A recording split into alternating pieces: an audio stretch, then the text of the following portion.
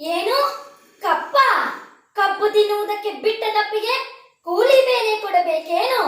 ಮೋಡ ಮಳೆ ಸುರಿಸುತ್ತದೆ, ಭೂಮಿ ಬೆಳೆ ಬೆಳೆಯುತ್ತದೆ, ನಿಮಗೆ ಹೇಗೆ ಕೊಡಬೇಕು ಕಪ್ಪ?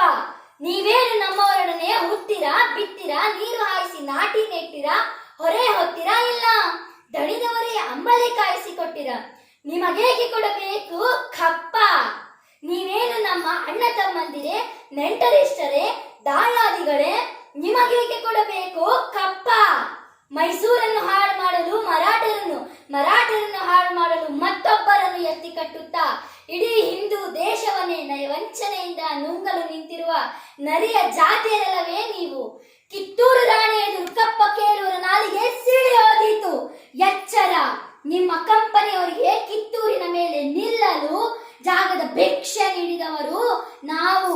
ಎಂಜಲು ನಾಯಿಗಳಿಗೆ ರೊಟ್ಟಿಯನ್ನು ಚೆಲ್ಲಿ ಅಂಜದೆ ಮನೆಯೊಳಗೆ ನುಗ್ಗಿ ವಂಚನೆಯಿಂದ ಕೊರಳು ಕೊಯ್ಯುವ ಸ್ವಭಾವ ಕನ್ನಡಿಗರದ್ದಲ್ಲ, ನಿಮ್ಮದು. ಬದುಕುವ ಆಸೆ ನಿಮಗೂ ಇಲ್ಲ, ನಿಮ್ಮನ್ನು ಉಳಿಸುವ ಆಸೆ ನಮಗೂ ಇಲ್ಲ. ಕಿತ್ತೂರಿನ ಕೆಚ್ಚೆದೆ ಕಲಿಗಳೇ, ಶತ್ರು ಸೈನ್ಯದ ಮೇಲೆ ಚಂಡಮಾರುತದಂತೆ ಅಬ್ಬರಿಸಿ ಅವರ ಶಿರಗಳನ್ನು ಚಂಡಾಡಿ. ಸತ್ತರೆ ವೀರ ಸ್ವರ್ಗ, ಬದುಕಿದರೆ ಸ್ವಾತಂತ್ರ್ಯ. ಹರ ಹರ